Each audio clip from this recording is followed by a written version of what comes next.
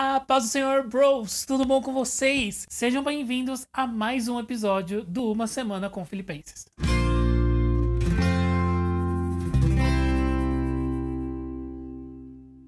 Pega a sua Bíblia, pega o seu caderno de anotação e vem comigo ler o final do capítulo 3 de Filipenses. Tem muita coisa pra gente ver hoje. Nós vamos ler do 12 ao 21. Não que já tenha alcançado, ou que seja perfeito, mas prossigo para alcançar aquilo para o que fui também preso por Cristo Jesus. Irmãos, quanto a mim, não julgo que o haja alcançado, mas uma coisa faço, e é que, esquecendo-me das coisas que para trás ficam e avançando para as que estão diante de mim, prossigo para o alvo, pelo prêmio da soberana vocação de Deus em Cristo Jesus. Por isso, todos quantos já somos perfeitos, sintamos isto mesmo. E se sentis alguma coisa de outra maneira, também Deus vô-lo revelará. Mas naquilo a que já chegamos, andemos segundo a mesma regra e sintamos o mesmo. Sede também meus imitadores, irmãos, e tende cuidado, segundo o exemplo que tendes em nós, pelos que assim andam. Porque muitos há, dos quais muitas vezes vos disse, e agora também digo chorando, que são inimigos da cruz de Cristo, cujo fim é a perdição, cujo Deus é o ventre e cuja glória é para a confusão deles, que só pensam nas coisas terrenas. Mas a nossa cidade está nos céus, de onde também esperamos o Salvador, o Senhor Jesus Cristo, que transformará o nosso corpo abatido para ser conforme o seu corpo glorioso, segundo o seu eficaz poder de sujeitar também a si todas as coisas. Logo no começo dessa parte desse capítulo, a gente percebe que Paulo, ele usa uma linguagem meio que esportiva, né? Ele usa exemplos de uma maratona, de uma corrida, algo que era comum naquela época e que também hoje para nós é algo comum, que a gente vê as Olimpíadas acontecendo a cada 4 anos, os esportes durante todos os outros anos e tudo mais, e ele usa esse exemplo para falar como que é a corrida da vida de um cristão. E o atletismo é uma das coisas que mais fica presente nessa fala de Paulo aqui. E pra gente entender um pouco mais do que ele queria dizer, vamos falar um pouco sobre como era esse esporte lá na Grécia, que foi a grande precursora dos esportes, dos Jogos Olímpicos e tudo mais. Para um atleta conseguir participar de uma Olimpíada em Atenas, a primeira coisa que ele precisava ser era cidadão grego. Ele não poderia ser um cara de uma outra cidade que competiria as Olimpíadas para conseguir a cidadania grega. Não, isso não era possível. Então, a mesma coisa acontece com a gente. Nós não corremos a carreira cristã para ganhar o céu, mas porque nós já somos cidadãos dos céus. E ele ressalta aqui que até mesmo ele, como o grande Paulo, o grande evangelista e tudo mais, ele mesmo, ele fala, não julgo que o haja alcançado. Ele mesmo reconhece que ele não chegou na perfeição. Ele não chegou ao fim da sua caminhada, ele já tá pronto, preparado, né? Se levantar a mão, Deus leva. Não, percebi que tinha mais coisas para serem transformadas dentro dele. Então, Paulo, nessa questão da perfeição, ele não é uma pessoa que simplesmente tá falando para um monte de gente como se fosse uma pessoa acima das outras. Uma pessoa que já alcançou a perfeição, a santidade e tudo mais. Não, Paulo fala como um irmão entre os irmãos. E é muito interessante a gente perceber que mesmo com tudo que Paulo fez, mesmo ele tendo sido um homem de Deus, um vaso de honra, um servo fiel, um instrumento valoroso da pregação do evangelho, um grande plantador de igrejas, mesmo com todas essas coisas que ele já tinha feito, ele não se satisfaz com a sua vitória espiritual, vamos dizer assim. E nisso ele parece muito com Moisés, porque ambos sempre queriam mais. Eles conheciam cada vez mais a Deus, só que cada vez mais eles queriam conhecer mais, e sempre assim, progressivamente. Eles nunca ficavam satisfeitos com aquilo que eles já tinham feito, mesmo que hoje para os nossos olhos já tenha sido, meu Deus, muita coisa, mas é uma coisa que a gente também precisa ter. Como disse já o profeta Oséias, conheçamos e prossigamos em conhecer ao Senhor. Não é uma coisa que vai chegar num nível e vai estabilizar e não vai ter mais nada para conhecer, não. Tem sempre algo a mais, então a gente tem que prosseguir, perseverar sempre. Infelizmente, uma das coisas que a gente vê no nosso dia a dia é que muitos cristãos ficam satisfeitos consigo mesmo, porque eles acabam se comparando com aqueles que estão lá, trôpegos, parados, tirados no chão. Aí porque ele percebe que ele tá um pouquinho melhor que o outro, ele já acha que já tá tudo bem, que não tem mais nada pra fazer, não tem mais nada pra aprender. E também acontece da gente querer se comparar com alguém que tá um pouco melhor do que a gente. Aí a gente começa a ficar encasquetado, a gente começa a reduzir o nosso passo, aí a gente fica, não, porque eu nunca vou alcançar o nível de Paulo, nunca vou alcançar o nível de Moisés. Isso vai paralisando a gente. E se você prestar atenção, Paulo não se compara com o outro. Paulo só se compara com Cristo. O quanto parecido com Cristo ele está. E essa tem que ser a nossa comparação. Será que hoje eu estou um pouco mais parecido com Cristo do que ontem? Essa tem que ser a nossa comparação, não com o nosso irmão. Tanto o nosso irmão que tá mais forte, tanto o nosso irmão que tá mais fraco. É o que revela a maturidade de um cristão. Ele consegue fazer uma autoavaliação honesta e ele sempre vai se esforçar para melhorar. Outra coisa aqui que Paulo fala lá no versículo 14, que ele fala dessa coisa para você ter sucesso nessa corrida, ele fala assim: prossigo para o alvo. E esse verbo aqui, usado nesse versículo, no versículo 12, ele tem um sentido de um esforço intenso, o que mostra que nós temos que ter determinação na nossa caminhada cristã. Perseverança. Se a gente for estudar a história de Paulo, você percebe que ele era um cara determinado. Tanto no passado dele, no passado incrédulo dele, ele era determinado em perseguir a igreja, e depois quando ele tem um encontro com Cristo, ele passa a ser determinado a seguir a Cristo e pregar as boas novas. E agora vamos jogar pra nossa vida. Eu quero que você faça uma autoanálise aí. Como que tá o seu nível de determinação? Muitas das vezes a gente é muito determinado para algumas coisas. A gente é muito determinado para nossos estudos, para o nosso trabalho, para os nossos relacionamentos. Só que na nossa caminhada cristã, a primeira pedrinha que aparece, que entra no nosso sapato, começa a chorar no chão, em posição fetal e tudo mais. Só que se a gente for parar para analisar, se a gente tivesse essa mesma determinação dessas outras coisas para o reino de Deus e para nossa caminhada cristã, já ia ter acontecido uma revolução no mundo. E aí você pode me perguntar, tá, mas o que Paulo buscava com tanta determinação que eu tenho que buscar com essa mesma determinação? Que eu tenho que equiparar com toda a minha determinação nas outras áreas da minha vida? Ora bolas, o prêmio da soberana vocação em Cristo Jesus. Ele meio que enxergava a longo prazo, sabe? Ele olhava a recompensa dele, então ele corria com determinação e com força para isso. Só que aplicando de novo essa questão da corrida, né, do atletismo, que a gente vê nas maratonas e tudo mais, todos os corredores, eles precisam seguir as regras. Em todos os esportes, na verdade, né? Tem que seguir a regra. Se você usa algum medicamento, alguma substância proibida, você é desclassificado. Existiu um caso até, se eu não me engano, na Olimpíada de Barcelona, em que um corredor foi pego em doping e ele teve que devolver a medalha. Ele tinha ganho e ele precisou devolver porque depois, no dia seguinte, fizeram um exame que viram que ele usou substâncias ilegais. Ou seja, o corredor precisa obedecer às regras. A gente precisa ter disciplina. E então Paulo se coloca num lugar de ser exemplo, tanto de doutrina quanto de vida. Paulo é aquela pessoa que protege o rebanho dos falsos mestres, das falsas doutrinas. É um pastor cuidadoso, do mesmo jeito que nós também precisamos ser zelosos nesse ponto. Paulo também era aquela pessoa que exortava com firmeza e com lágrimas, mostrando a sua compaixão, a sua preocupação, o seu amor para com o próximo. Isso demonstra muito um zelo. Paulo não era aquele cara que plantava igreja e dane-se, sabe? Como infelizmente muitas das vezes a gente acontece. O povo só quer abrir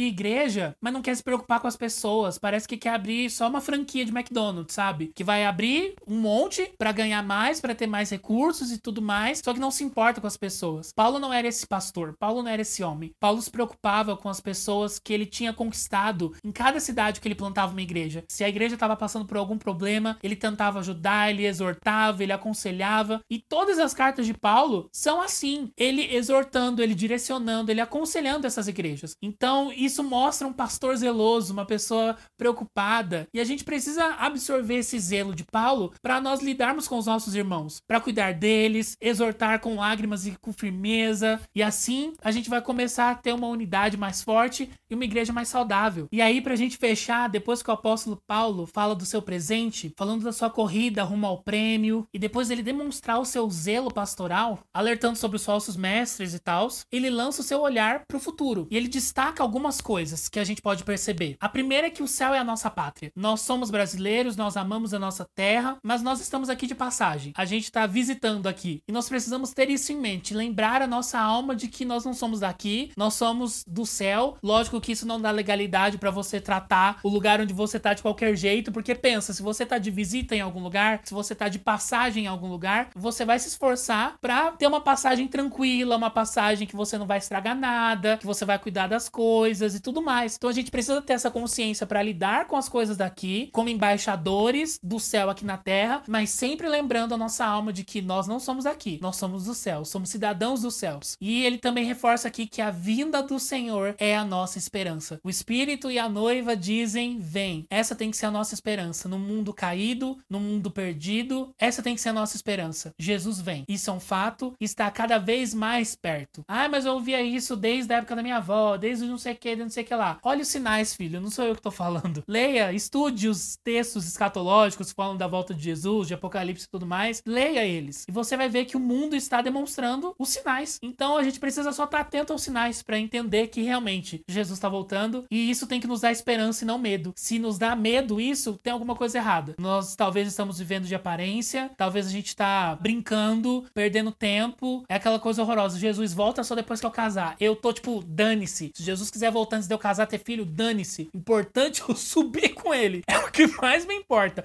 Se Jesus voltar depois que eu casar, ter filho, beleza. Mas se não for, beleza também. Tô pouco me lixando que não vou casar, não vou ter filho. E isso mostra muito onde estão as nossas prioridades. Será que nós amamos mesmo a Jesus? Nós falamos disso ontem. Será que a gente coloca Jesus como prioridade? Ou será que a gente só tá com um monte de palavras vazias, sendo frequentadores de bancos, achando que ir pra igreja, batendo o nosso ponto espiritual, a gente já tem um passaporte garantido pro céu? Como que a gente tá vendo a volta de Jesus? Será que é com temor? Será que é com esperança? Será que é com aflição, com angústia, com alegria? Como que é? Avalie a sua vida e perceba isso. E qualquer coisa, mude. Ainda dá tempo de mudar, eu sempre falo isso. Se Jesus não voltou ainda, é porque ele tá dando mais uma chance pra gente arrumar a nossa vida de vez. Então faça esse auto-reconhecimento para que você possa olhar pra volta de Jesus com esperança e não com medo. Então, depois de tudo isso, eu só posso dizer que amanhã, na nossa oração do meio-dia, nós vamos orar pedindo a Deus perseverança. Deus é a nossa força e nós vamos pedir a Ele essa força para nós continuarmos trilhando a nossa caminhada cristã. Que nós possamos ter Ele ao nosso lado, caminhando junto com a gente. Que nós possamos ser como os atletas, que insistem, persistem, têm disciplina, têm perseverança, determinação. Que nós possamos ser essas pessoas na nossa caminhada cristã, olhando pro alvo e seguindo pro alvo, sem pender para nenhum lugar. Esse era o recado que eu tinha para dar para vocês hoje. Se você gostou, deixa o seu like aqui embaixo. Compartilha nas suas redes sociais pro pessoal participar da nossa semana de estudo da Bíblia. Manda nos grupos da igreja, da família, tudo. Vamos compartilhar e espalhar isso aí pra todos os lugares possíveis. E um recadinho pra vocês é que ontem começou a Expo Cristã e hoje eu estive lá durante todo o dia cobrindo o que tá acontecendo lá, as novidades e tudo mais. E então nós vamos ter nos próximos dias vídeos especiais mostrando como está lá a Expo Cristã. Então se você quer visitar durante esses dias, sexta, sábado e domingo, vai lá e vai que a gente se encontra e a gente conversa, dá um abraço e tudo mais. Mas fiquem tranquilos que não vai parar os vídeos de estudo. Os vídeos de estudo serão às 6h30 até domingo e esses vídeos vão entrar mais cedo. Então entrará entre a faixa da manhã e da tarde desses dias também. Então fica tranquilo que vai ter conteúdo a mais pra vocês, não a menos. E aí, se vocês também quiserem me seguir nos stories pra ver alguma coisa que tá acontecendo, que eu gravei lá, né, mais rápido em tempo real. Tem muita coisa legal que eu quero ver, que eu quero conhecer e que eu quero trazer pra vocês aqui também. Amanhã, às 6h30, estamos aqui pra começar a estudar o capítulo 4 de Filipenses e eu espero por você.